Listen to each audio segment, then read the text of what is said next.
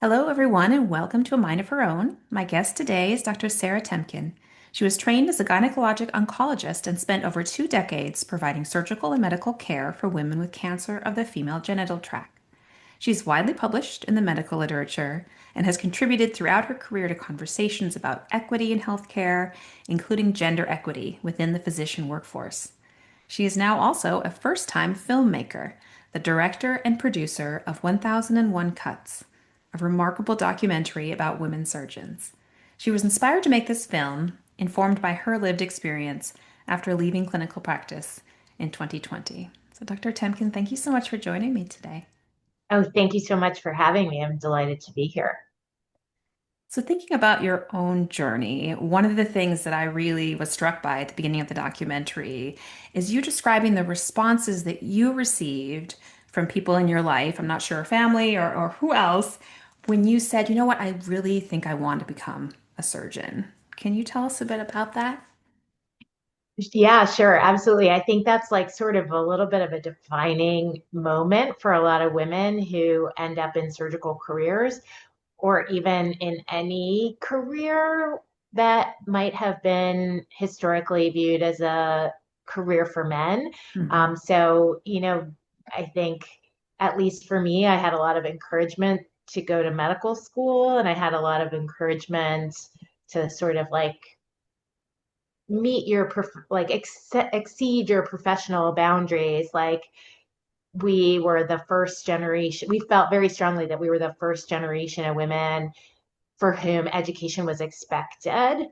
And then all of a sudden, when you get to medical school and you start rotating on surgical fields, it's just like this massive feeling of like, I don't belong, this is not for me. And I really I really liked a lot of different specialties during my third year rotations. I saw a lot of me in a lot of things. But in surgery, I really liked the teamwork and I really liked like the way that there was camaraderie. I really liked doing hard things. I liked taking care of sick patients. And so it just was this moment of puzzlement when people around me, like friends and family, were like, but surgery, like that doesn't make any sense, right? And in talking to women who participated in the film, that was a very common reaction that people received. Hmm. Yeah, I can absolutely remember as I think a medical student, I was on a rotation. I think it was a family medicine rotation, and the attending there in front of one of my male co-students basically said to me, "Well, let's see if we can come up with which specialties are going to be best for you if you're going to want to have a family someday. So what would be the best specialties for women?" And I think the co-student I was with knew very much my personality and sort of eyes went wide, like, I can't believe he just said that. But I think it was also eye-opening for him that, oh wow, has not gone away by any means. And that was, it was a while ago, but I think it's still there today. Yeah, and the reality is that, both men and women parent. and And if you look at the surgical workforce today, it's like nearly every man who is a surgeon, like 96%, are parents. And amongst the women who are surgeons, it's only about 60% of them, or about two-thirds of them, who have children. And so, there's this weird like double take in there, which is that like women are trying to be surgeons and maybe wanting to be parents, but maybe not figuring out how to combine both things, which is just a choice that's different, I think, for men. Right. The idea of can we balance it all as women becomes can we raise children, care for children, and also have a career, as opposed to, men being asked about balancing both of those. Yeah, and I'll say like I am not a parent. I didn't want to be a parent. I had different ideas about my life. And so I think that's another one of the reasons I made this film, was that when I would go to women in medicine events as a medical student or junior faculty, or even as I sort of moved into my mid-career realm, there was so much of a focus for women in medicine on like how can you balance motherhood with your career. And there were two things. Like, one, I didn't feel like that necessarily, those lessons necessarily were relevant to me. Like I was always like, but I'm not even a mother, and I have this, I still am struggling to find how I fit into the culture of medicine. Um, but also, that there's so much more to the story of how you navigate medicine as a woman. And then lastly, like that we're not hosting events that are like for men that are saying like, how can you be a father and a doctor at the same time? Like it just, I've never seen that. I think probably there are men who would like to have that kind of an informational, gathering or club or, some sort of peer group, peer support group for that, but we just don't do it, right? Like we're so binary about how we think about Mhm. things.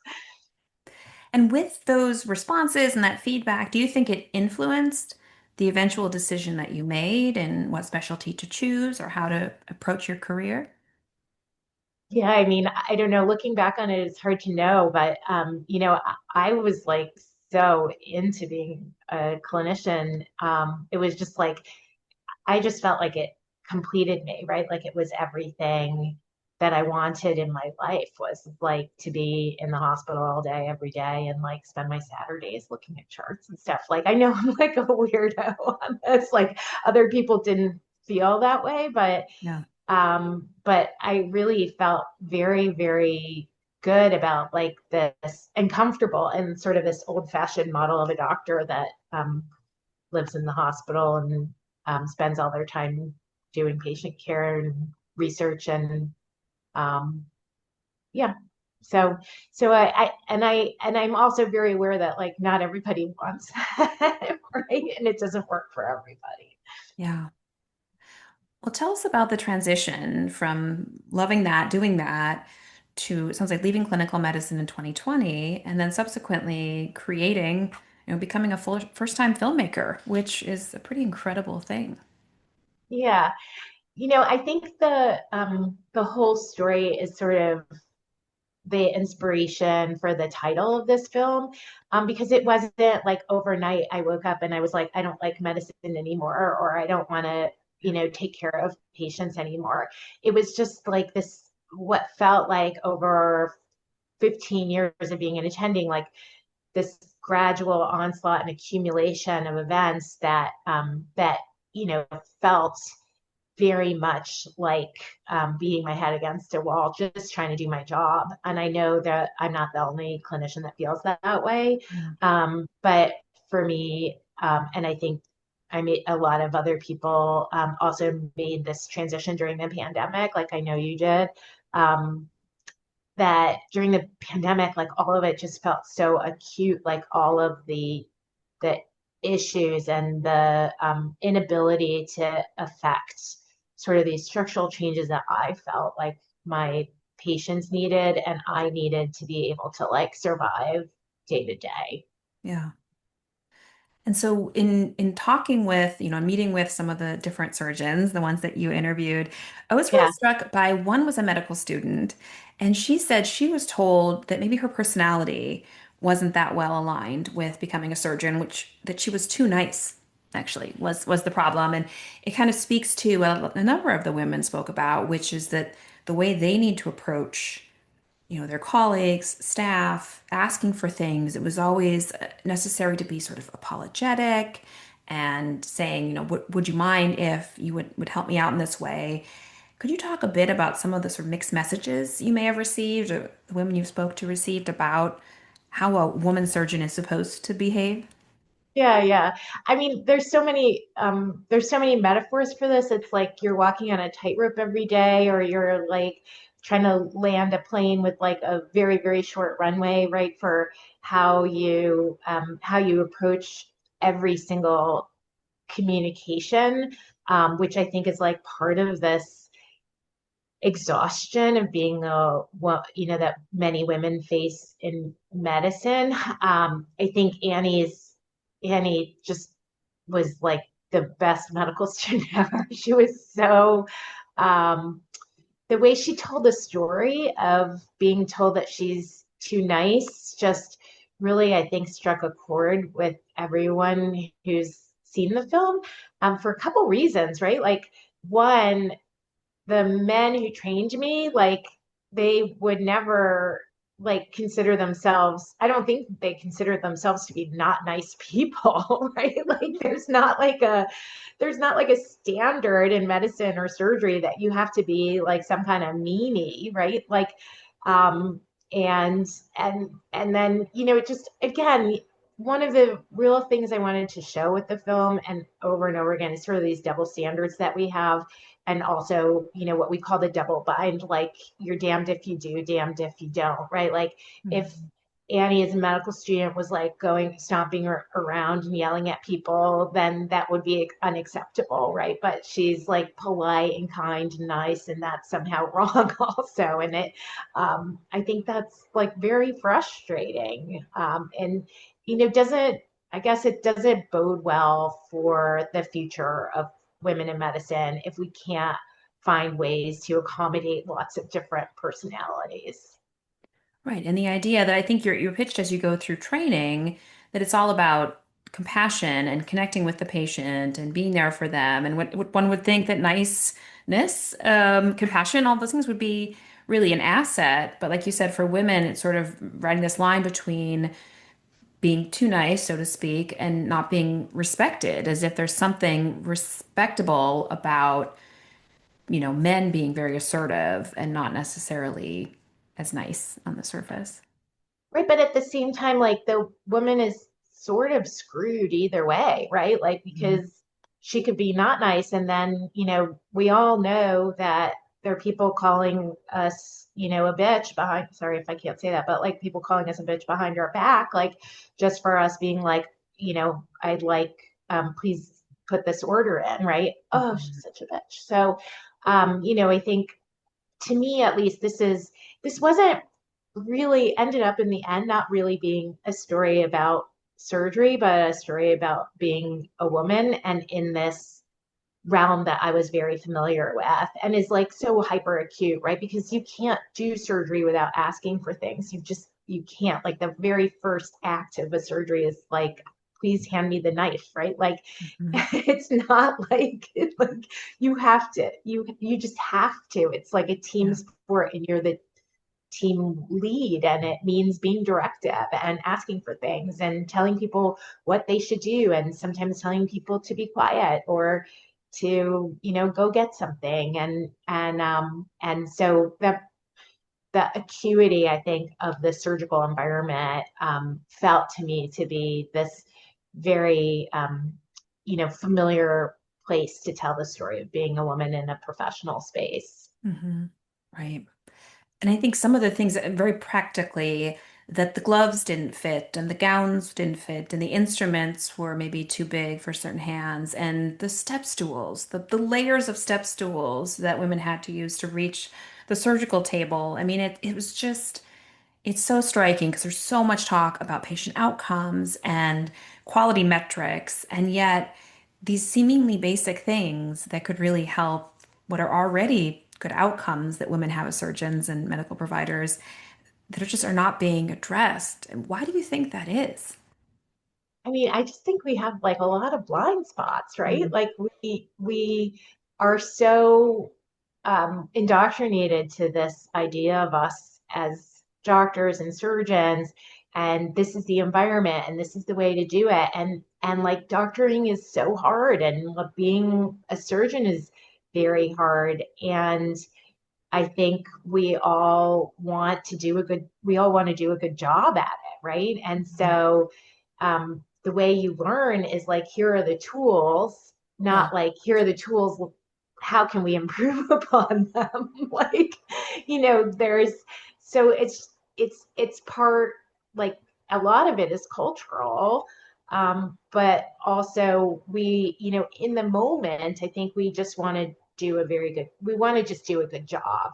And so when you get an instrument that doesn't fit or get, you know, you're in a room that's like not comfortable for you, we make accommodations ourselves or adjustments ourselves to all of those things. I mean, every single person I talked to about the film had some comment about staplers and how they just are not made for a female hand, right? Like hand size is an extremely sexually dimorphic characteristic. Like there are some men with small hands and there are some women with big hands, but in general, like hand size is very different between men and women. And that means women struggling for that. And that on top of like women being told, like, don't ask for things. So, or you might face social punishment for asking for something. Hmm. So we figure out ways to make do. Yeah. I mean, one of the most striking parts of the documentary, I mean, there were so many, but one was the sexual harassment and the numbers that I think it was 50% of medical students, maybe more than 50% of female faculty had faced some kind of sexual harassment in their role.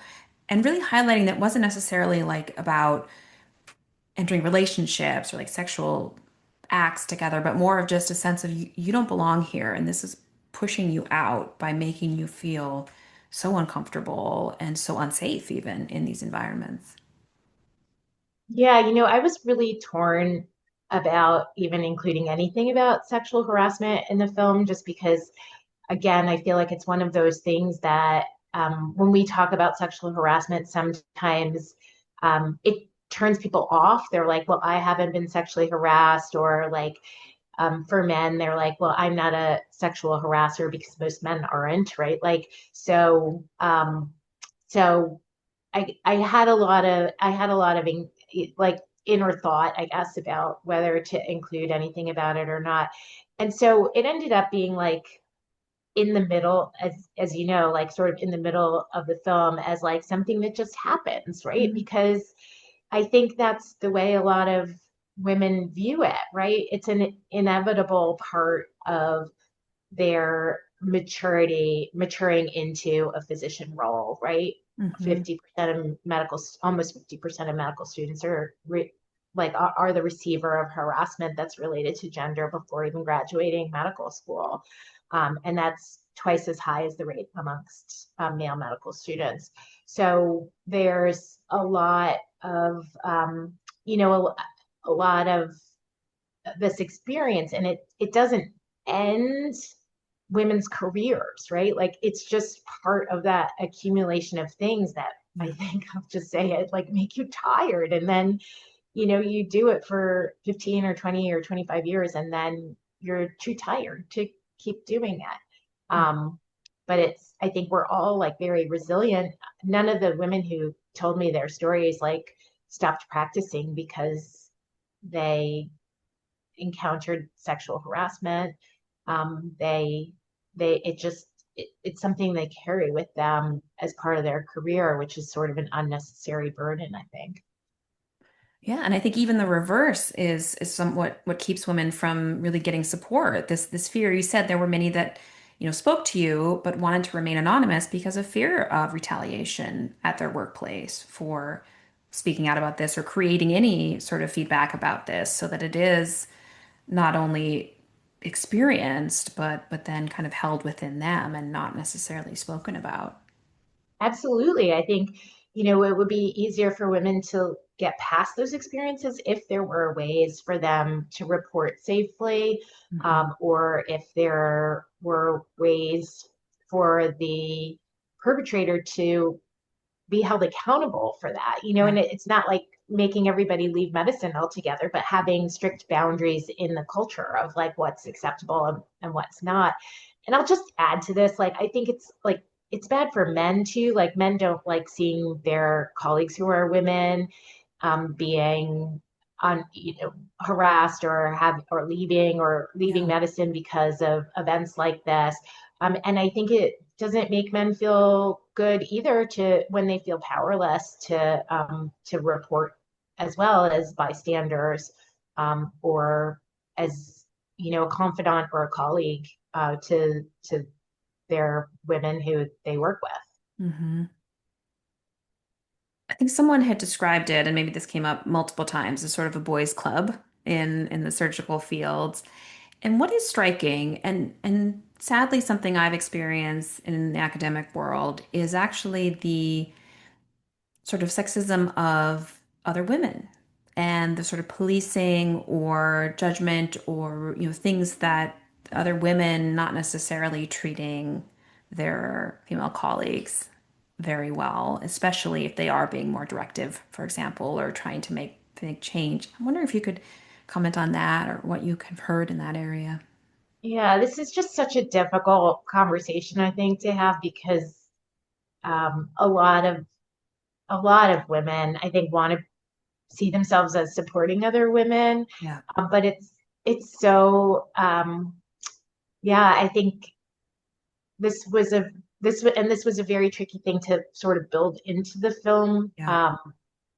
But at some point, I think enough people that we talked to sort of spoke about this that it was hard, it was hard to ignore it, right? And the truth of the matter is that 85% of the healthcare workforce is made up of women, right? Like when you start looking more broadly, half of the patients that physicians take care of are women. And half of the administrators or almost half of the administrators in hospitals are women.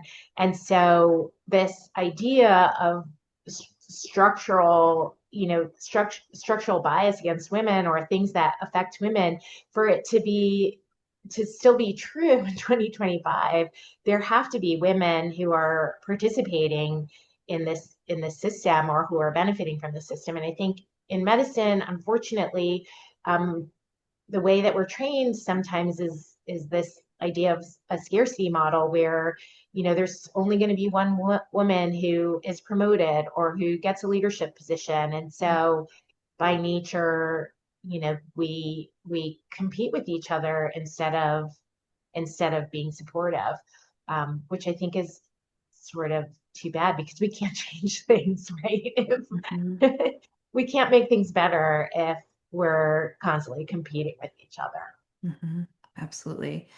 And yet that is that socialization within when you're competing with your, classmates and things all throughout your training. It's just this, could there be a way for women to really have each other's back in increasing the overall number of women in leadership positions in surgery and other fields in medicine, right?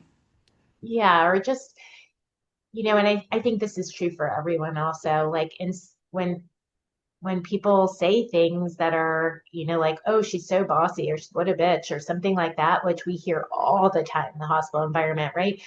Um, you can, it's, it's not that hard to say like, oh, I like her, or, I think she's really good at taking care of patients or something Hmm. like that, so that we're not perpetuating some of these stereotypes that, of women as like screeching banshees.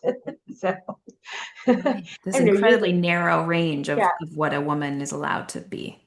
Yeah. yeah. Or like, maybe she's having a bad day. Even something as simple as that can be, deflective of some of the stereotypes that otherwise women might um, be subject to. Mhm. It's interesting because you went from one fairly male-dominated field of surgery into another one that I think we have to admit is still, though changing, a pretty male-dominated field, which is filmmaking. And I'm Yeah. wondering if there were parallels there or what your experience was like as a woman director, producer, filmmaker in this process. Yeah. I mean, I still kind of laugh at myself as a filmmaker because like, this was the story that I wanted to tell. And film turned out to just be a terrific medium for telling this story, just because I think like it's so challenging to a lot of people's stereotypes just to see like women operating and like telling their stories like that. Um, there were men who helped me. Is really entirely men who helped me make this film. My director of cinematography and editor are both men, and we're just kind of captivated by this story. Um, and I think one of the most interesting things I learned in terms of the parallels was at one film event.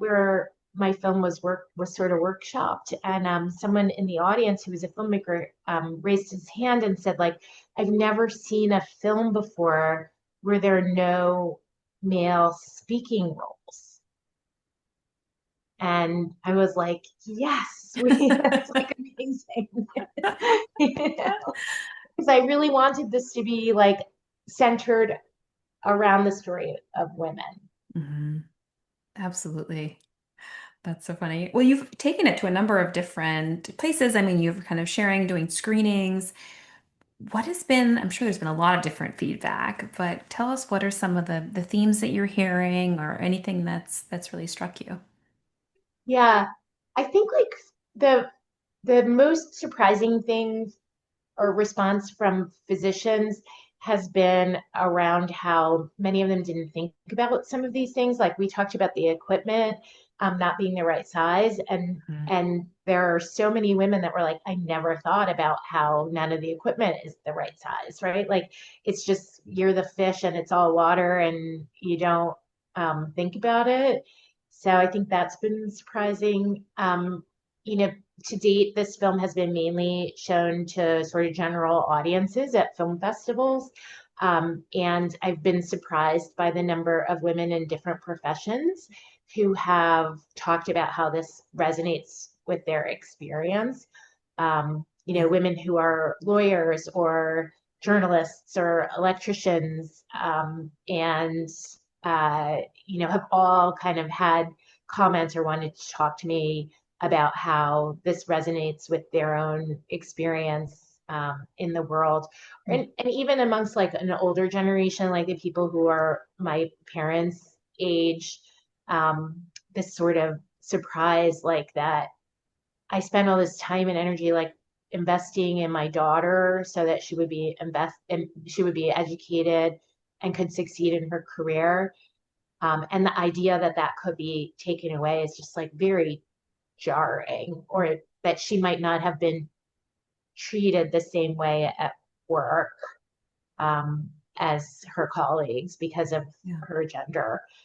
So I think those are the main things that have been really meaningful to me along the way. Hmm. Wow, it must be so interesting to talk Yeah. with women about it. What do you sort of hope will come of the documentary? I mean, from the absolute loftiest to just every day. Like, what do you think? Oh, I mean, I think the goal of making this film was really to like have a conversation that was meaningful about what the role is of women in the profession, right? So, um, like I think I said this in the beginning, but I never had this sense that the conversation was the same conversation as the conversation about women in medicine was the same as the conversation that I needed to have to make me feel successful and make me feel satisfied in my career. And so I wanted to give women in medicine that opportunity. Mhm. So the film is really being marketed as primarily as an educational tool. So it's 24 minutes, so it fits into a 1 hour like grand rounds really pretty nicely, so that it can open up space for people to have a conversation and talk about their own local needs and what is needed to change, because I think it's probably different in every setting. I also think like I have now aged out of being like the person who needs the change, and so it's really up to the it's up to the next generation of medical students and people who are young faculty right now, and starting their careers, to figure out how they want this all to look for them to be able to be successful and have, sustainable careers. Mhm. I'm wondering if we could try something, which Yeah. is if think about how much you loved this clinical work, how much you enjoyed the being in the hospital and connecting with patients. Like if we could kind of go back in time, what could it have looked like that would have allowed you to like stay and thrive. Like, I don't know if that's hard to think about, and that's okay if you don't want to do that. But it's like, I think if we can't actually see what it could be, it's hard to change and work toward that, you know? Yeah. I mean, I don't know that it's, again, like, I don't know that it's just one thing, right? It's Yeah, of just like, course. it was the point of 1,001 Cuts. The title was like, it's just like this accumulation of many, many, many things. And so I actually think like the reverse is an unwinding of many things and many new little things, right?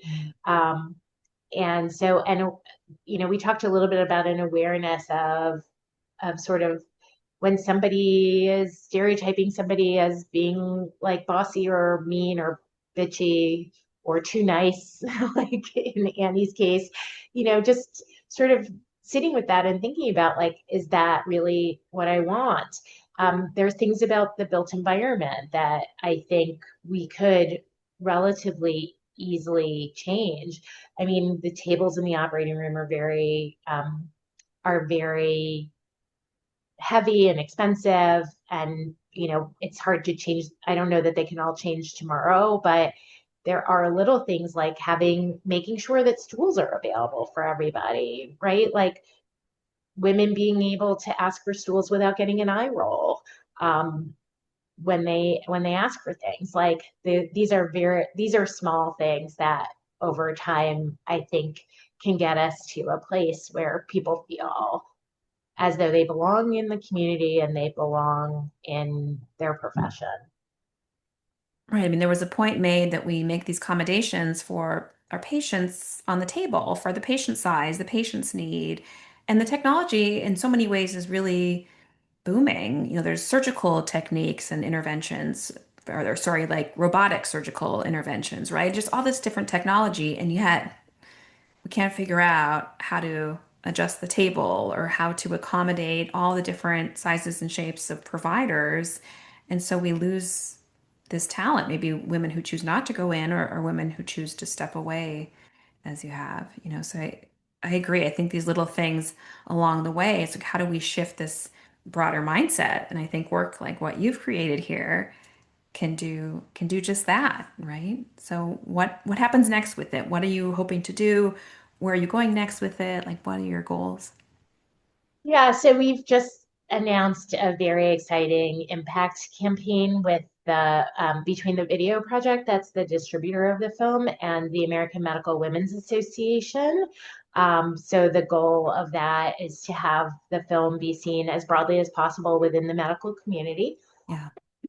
And And I think that's really the next step in this. Like people have been asking me if I can make another film, and I just don't know that I have that in me. But no matter what, I really want to keep telling stories about women. The piece of this that was storytelling was just incredibly satisfying. To have that opportunity. Hmm. There was one woman on there who was just fabulous, who talked about having her resting bitch face, I think, which, there was no resting bastard face, I think was her quip at the end, which I thought was absolutely true. And she talked about like times where she had to do everything to turn the room for the next case for herself, even going down to the ER and literally bringing up the patient herself because no one else was doing that for her. And she didn't see necessarily her male colleagues doing that kind of work. And she had a quote, I had to write it down. She said, maybe I can take it, but I'm not going to let anybody else take this. She said, I'm going to change the environment for them. And I thought that was so powerful and amazing and made me really think about that is exactly what you're working to do here is like I don't want them to have to take it down the road because it's just all these cuts really add up and we're losing really wonderful providers.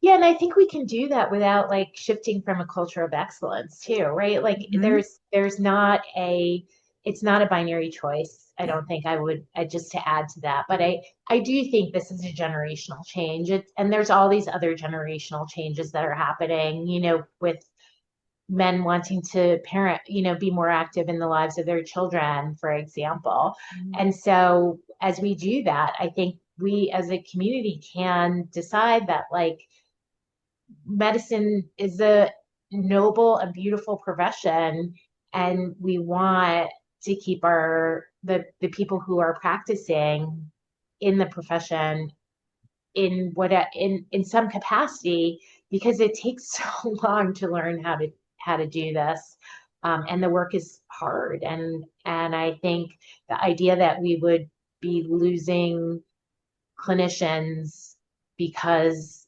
of, because we can't accommodate a slightly different, more flexible schedule, or we can't accommodate, like people being nice in the operating room, right? Like it's just like I don't think that that's the spirit of medicine that I believe in. Hmm. Right. That the future could be excellence and inclusivity and a way to kind of bring in all of this talent and really utilize them to the greatest degree possible, right? To help our patients.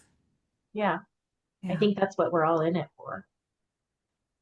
Well, Dr. Sarah Temkin, thank you for joining me. Thank you for this beautiful documentary, 1001 Cuts. I will put a link to find out more about it in the podcast notes. And congratulations on the impact program that you're working with AMWA, and best of luck to you as you go forward. Thank you so much for having me.